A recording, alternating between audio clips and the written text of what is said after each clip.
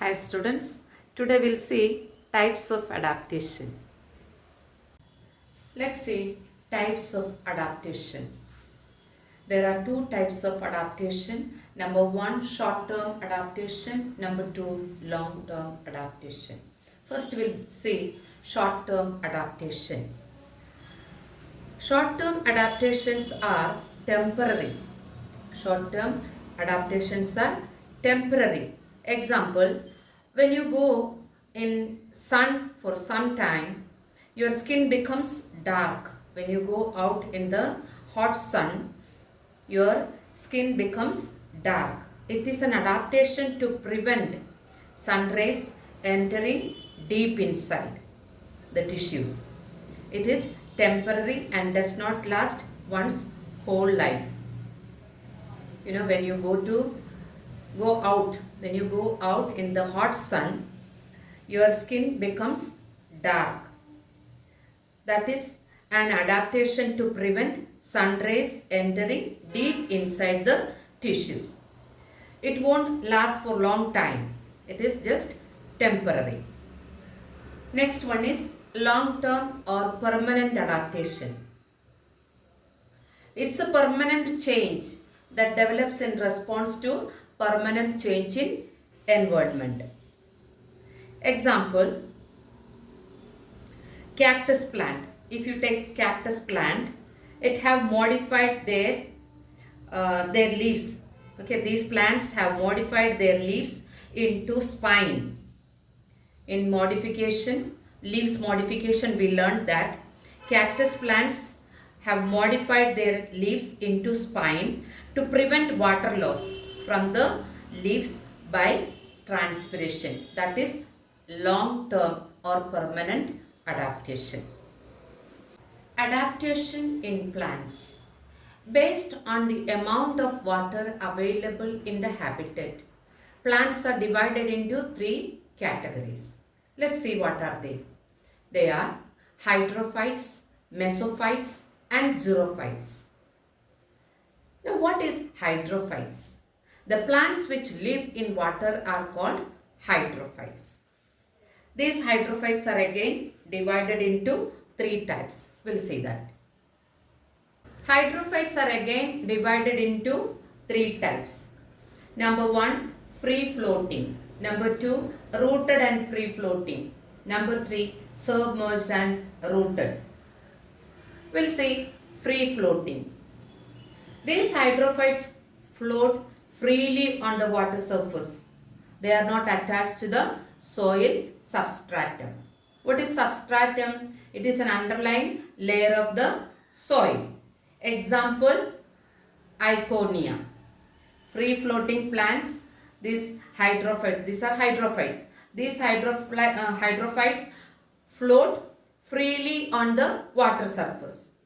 They are not attached to the soil substratum. Example, Iconia. Second one is rooted and free floating. These plants' roots are fixed in the soil and leaves remain floating due to the long petioles. These plants have long petioles and their leaves float on the surface of the water. Example, lotus, otherwise nilambo, and water lily. Third one is submerged and rooted. These plants remain submerged in the water and are rooted to the soil's substratum. Example, Vallisneria and Hydrilla. How these plants are? These plants remain submerged in the water and roots are fixed to the soil substratum. Example, Vallisneria and Hydrilla. Now we'll see adaptation in hydrophytes. There are 9 points. We'll see first one. Submerged parts of hydrophytes plants are covered with the mucilage which protects the plants from decaying.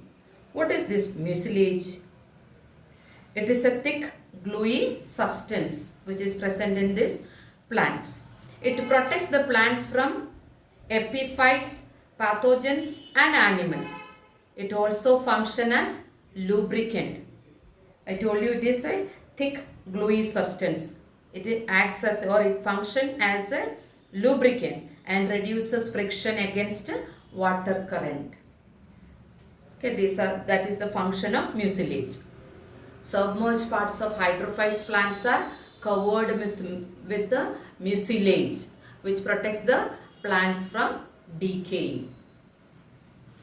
Adaptation in hydrophytes, the first point we saw, submerged parts of hydrophytes plants are covered with mucilage, which protects the plants from decaying. Second point is, roots are either absent or poorly developed. These plants' roots are either absent or poorly developed. Then third point is what? The stem of these plants are spongy and flexible because of air cavities. These plant stems have air cavities in it. So, these plants are spongy and the stem of these plants are spongy and flexible. Fourth point, the leaves of submerged plants are thin, small, ribbon-shaped or linear. Such leaves allow water to pass through them with least resistance. These leaves of these submerged plants are thin, small, ribbon-shaped or linear. These plants' leaves allow water to pass through with least resistance. Then fifth point, some plants' leaves float on water. These leaves have an oily surface which makes them waterproof and protect them from decaying in water. You see, these plants' leaves have oily surface which makes them waterproof. This oily surface does not allow the water to go in, and it protects them. This oily surface protects them from decaying in water. Why? Because this plant's leaves are floating always in the water. So there is chance for them to decay. That is why it has oily surface to protect them from decaying. Sixth point, certain parts of some plants are inflated to store large quantity of air. Some of plants, certain parts are inflated. Why? To store large quantity of air. Seventh point, all hydrophytes possess a special tissue called parenchyma. It provides buoyancy and flexibility. What is buoyancy? The tendency of an object to float in a fluid. Then eighth point, mechanical tissues and water conducting elements are poorly developed to avoid damages.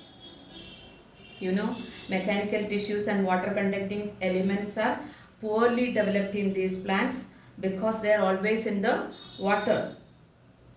Then ninth one, phloem or food conducting tissue is well developed. Phloem or food conducting tissue is well developed in hydrophytes. If you like my video, please like, share and subscribe. Press the bell icon to stay tuned.